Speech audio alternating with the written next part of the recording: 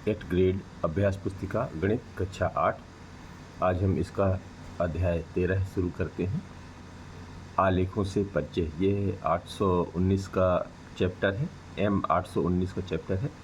तो सबसे पहले ये देखिए, इस किताब के इस पन्ने को पढ़ लेना है। जो इसमें लिखा गया है, जो समझाया गया है, उसको एक बार अच्छे से देख लेना है। ये 85 नंबर पेज पर है। इसी के साथ इसका ये दूसरा पन्ना है, ये भी अच्छे से देख लीजिए। सरसरी निगाह से पढ़ लेना है पूरा। और फिर इसके बाद चलते हैं इसके, ये ग्राफ समझ लीजिए अच्छे से 86 नंबर पेज पर।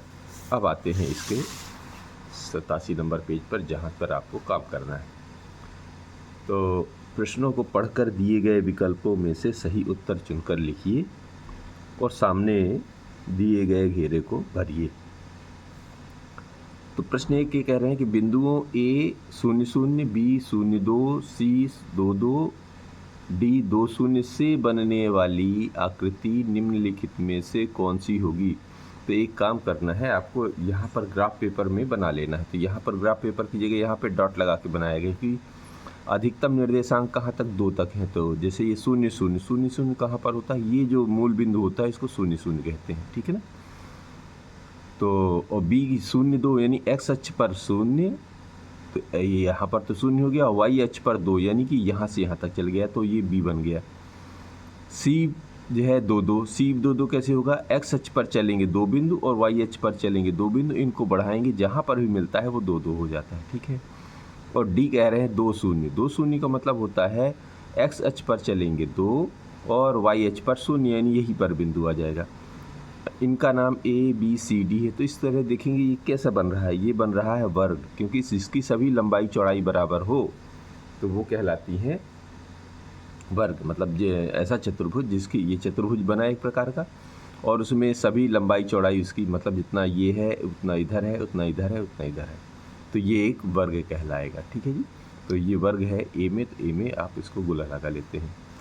अब मूल बिंदु के निर्देशांक क्या होते हैं। मूल बिंदु वही जैसे ये ग्राफ अभी बनाया था ना, जहाँ पर x अक्ष और y अक्ष का कटान बिंदु होता है, यानी काटते हैं प्रतिच्छेद बिंदु, उसी को मूल बिंदु कहते हैं।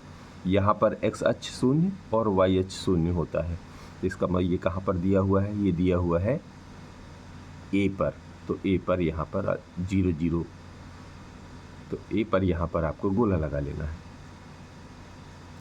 तीसरा कह रहे हैं कि एक ऐसा आलेख जो पूर्ण अखंडित रेखा हो कहलाता है। अखंडित मतलब बिल्कुल टूटा फूटा ना हो।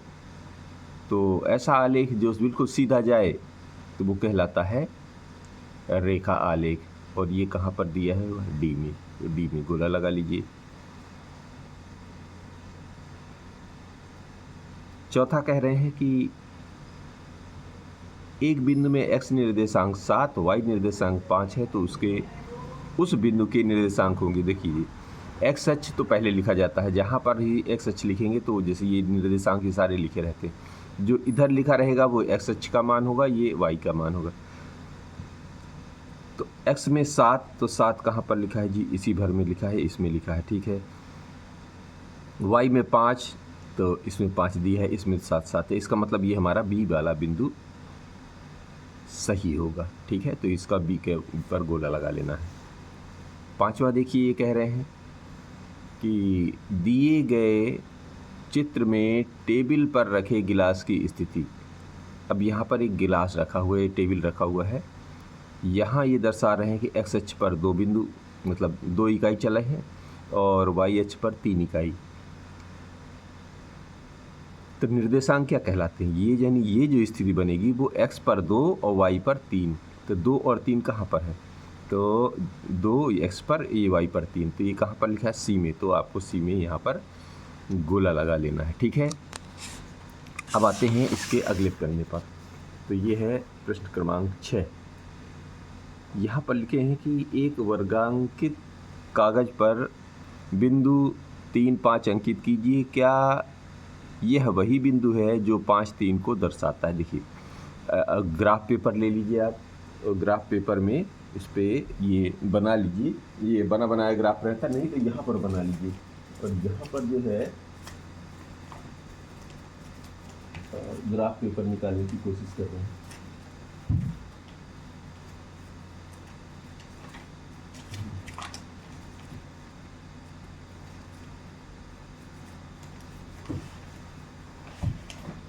तो ये देखिए, ग्राफ तो अभी नहीं दिख रहा है, इसी में जो बना हुआ इसी में देखते हैं। ये एक्स अक्ष जो है यहाँ पर कहलाता है, और इधर अगर खींचे तो ये एक्स डैश कहलाता है, ये कहलाता है वाई, और इधर कहलाता है वाई डैश। ठीक है, ये जहाँ पर काटते हैं वो मूल बिंदु हो गया। फिर इसको बराबर बराबर दूरियों में बांट के ऐसे स्केल से खींच लेते हैं।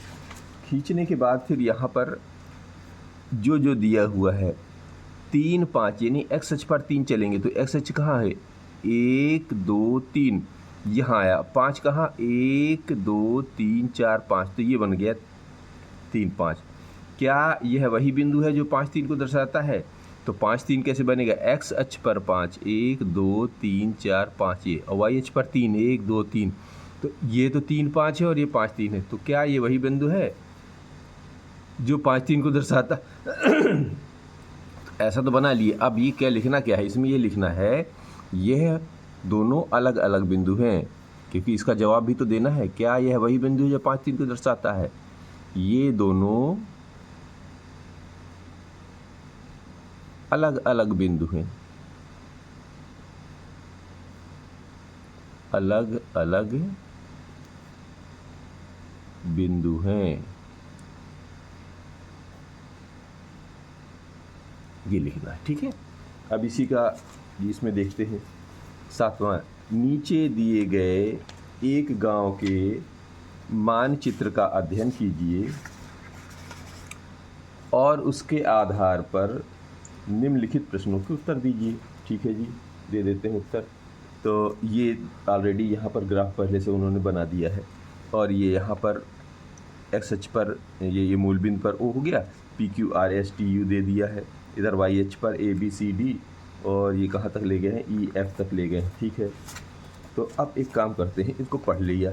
अब यहाँ पर देखिए क्या क्या दिया हुआ है। जैसे इस बिंदु पर दिया है ये चाय की दुकान, यहाँ पर पंचायत भवन, यहाँ पे बाजार, ये आंगनवाड़ी, अस्पताल, तालाब और स्कूल।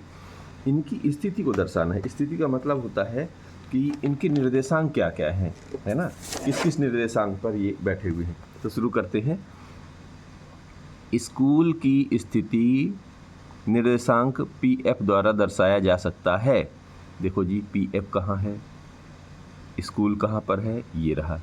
तो एक्स अक्ष पर चला है P और वाई अक्ष पर चला है F, तो बिल्कुल पी एफ पर दर्शाया जा सकता है। इन्होंने एक उदाहरण दिखा दिया है।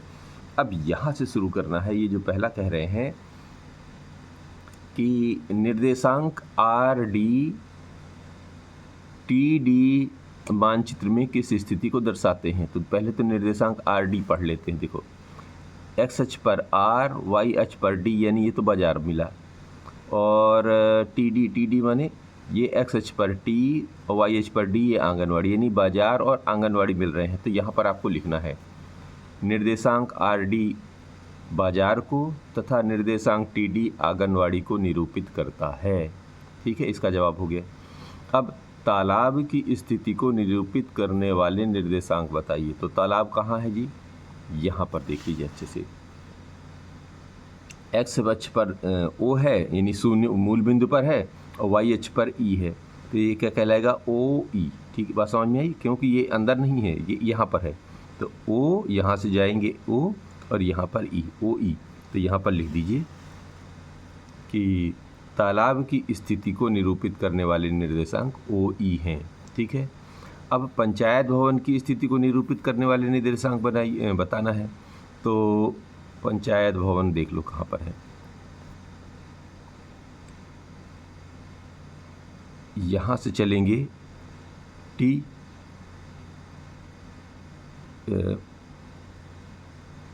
ओ से चले नहीं, पंचायत भवन ये वाला कहलाएगा।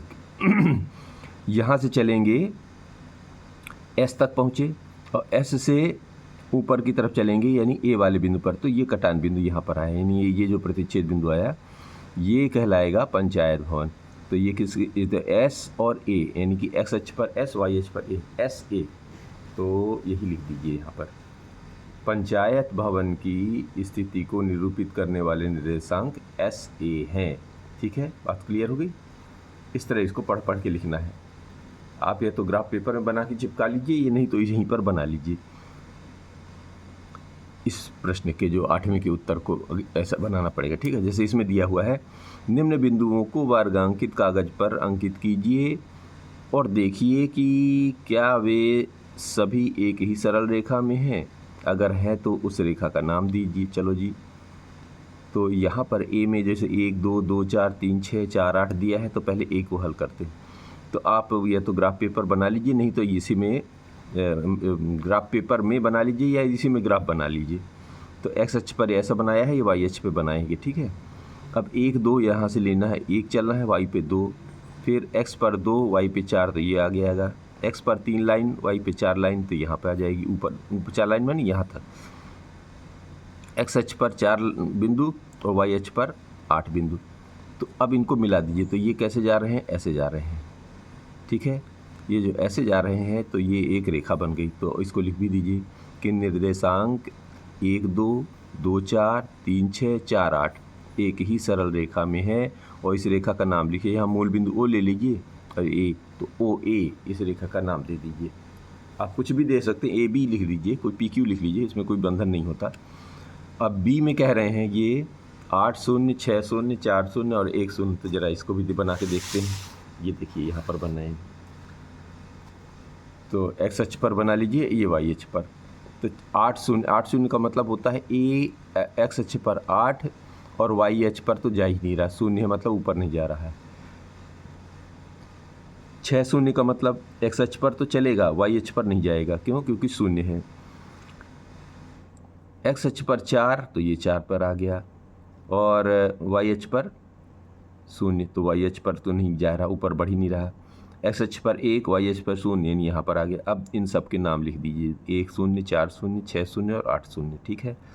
और इन सबको मिला दिया। अब लिख भी दीजिए कि निर्देशांक 8 0 6 0 4 0 1 0 एक ही सरल रेखा में है। इस रेखा का नाम ओ एक्स है, क्योंकि ओ से एक्स तक जा रही है, ठीक है। ओ एक्स नाम दे दीजिए इसको।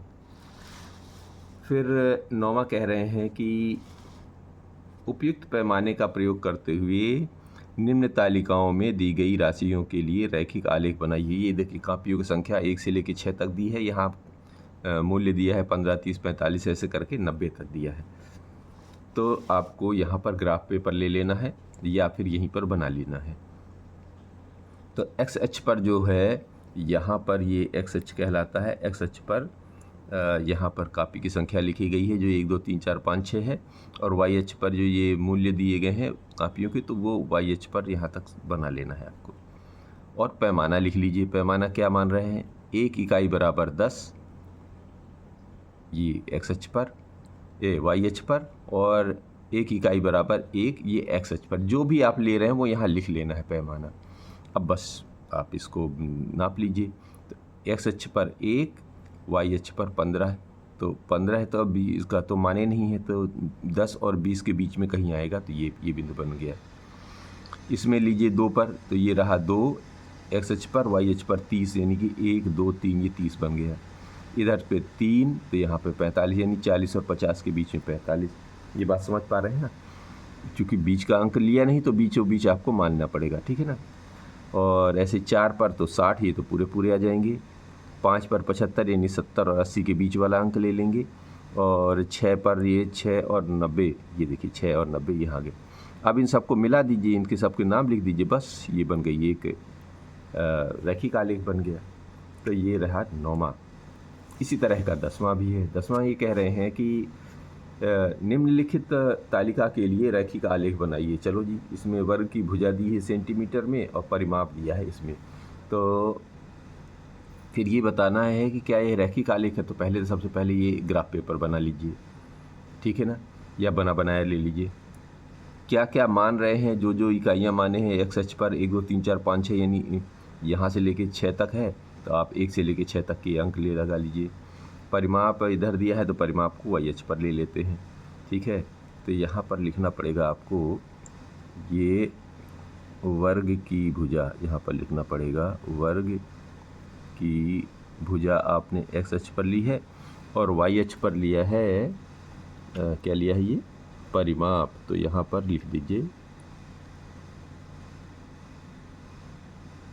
परिमाप और ऐसा एरो शो कर दीजिए, ठीक है ना। अब जो पैमाना एक्स अक्ष पर 1 इकाई बराबर 1 सेंटीमीटर लिया है, वाई अक्ष पर 1 इकाई बराबर 4 लिया है, तो यहाँ पर 4 मतलब 4 का हिसाब चलेगा, 4, 8, 12 ऐसा, ठीक है। अब शुरू करते हैं 2 और 8, तो पहला वाला ये रहा 2 और इकाई वाई अक्ष पर 8 है, यानी 2 ये वाली लाइन पे जुड़ेगा। 3, 12 है, मतलब इधर से चलेंगे तो 1, 2, 3 और ये 12 कहाँ आ गया, ये रखा है 12। फिर 14 और 3.5, तो 14 है और 3.5 कहाँ, 3 और 4 के बीच में 3.5 आएगा, और 14 कहाँ आएगा, 12 और 16 के बीच में यहाँ कहीं आएगा, ठीक है। फिर 5 और 20, 5 कहाँ चलेंगे, तो 1, 2, 3, ये 5 ऑलरेडी यहाँ पर लिख दिया है आपने, तो यहाँ 5 हो गया, 5 और 20 यहाँ आके ये बन गया 6, तो ये रहा 6 वाला, और 24 वाला कहाँ जाएगा, ये 24 वाला, और इन सबको एक रेखा मिला दीजिए, तो एक रेखा बन गई। तो लिख भी दीजिए, हाँ यह एक रैखिक आलेख है, इस तरह इसको बना लेना है।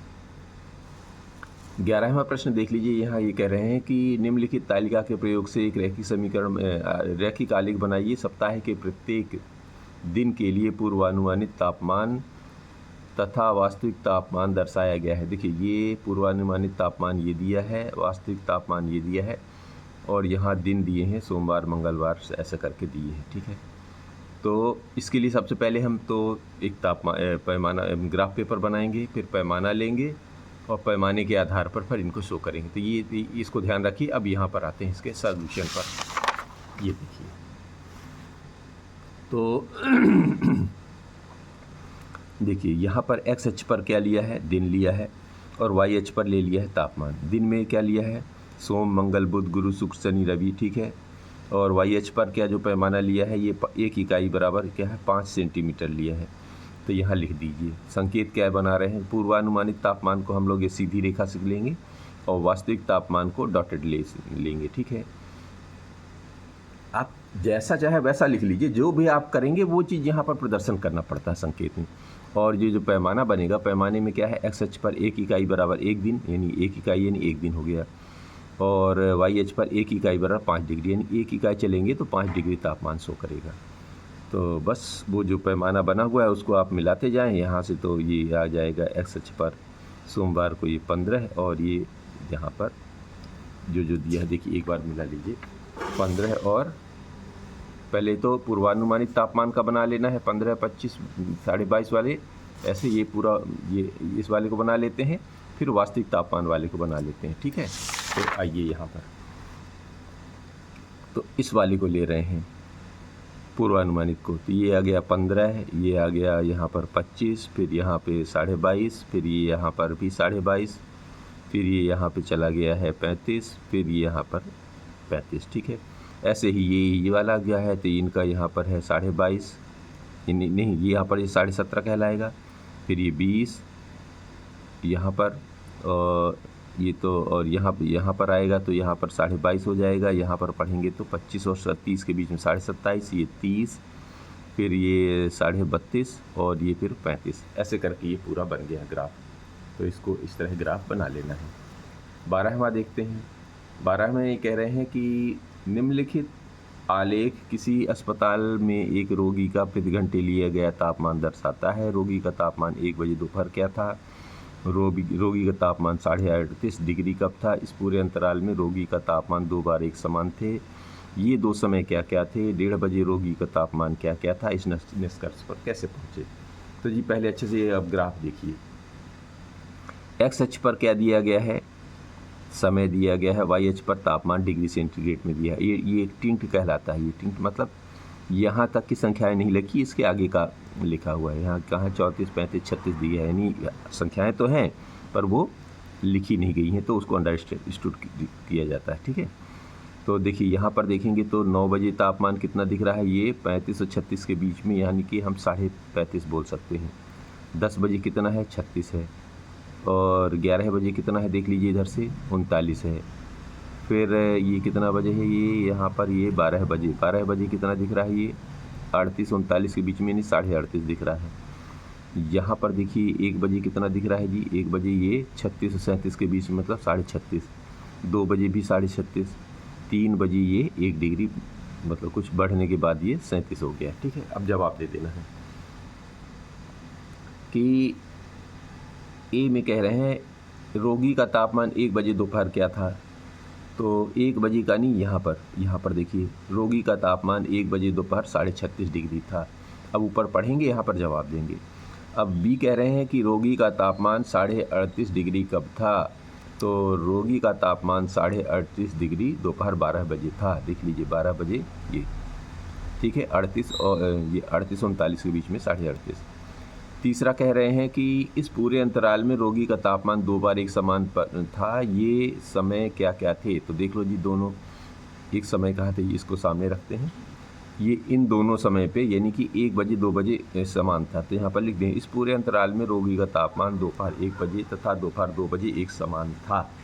ठीक है, फिर डी में ये कह रहे हैं कि 1:30 बजे रोगी का तापमान 1:30 बजे दोपहर रोगी का तापमान क्या था, इस निष्कर्ष पर कैसे पहुँचे। तो 1:30 बजे कहाँ आएगा, 1 और 2 के बीच में 1:30 यहाँ आएगा। तो 1:30 बजे दोपहर रोगी का तापमान 36.5 डिग्री था।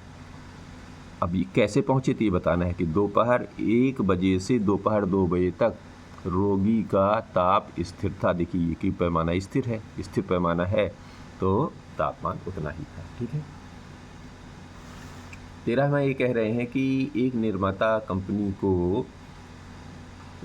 कंपनी की विभिन्न वर्षों में की गई बिक्री निम्न आलेख द्वारा दर्शाई गई है। वर्ष 2004 में कितनी थी, 2005 में कितनी बिक्री थी, 2002 6 बिक्रियों का अंतर और किस अंतराल में बिक्रियों का अंतर सबसे अधिक था। तो ये जो है ये ग्राफ में दिया है। अब ग्राफ के आधार पर पढ़ते जाना है और हमको पढ़ते जाना। देखिए यहाँ पर वर्ष दिखाया गया है और इधर जो है बिक्री दी गई है करोड़ वर्षों में। तो पहला ये था कि 2004 में बिक्री कितनी थी, तो 2004 का ग्राफ ये रहा। ये देखिए कहाँ पर आ रहा है, 6 पर आ रहा है।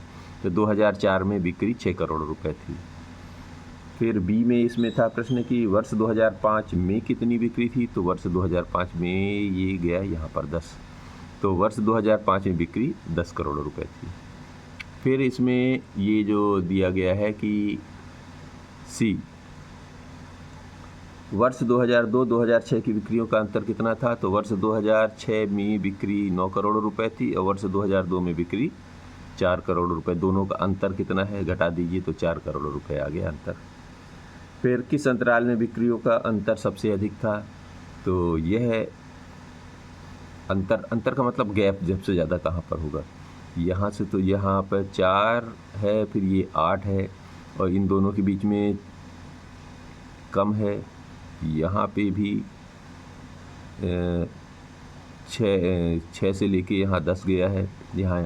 तो यहाँ पर देखिए यह 2004 से वर्ष 2005 में बिक्रियों का यह अंतर सबसे अधिक था।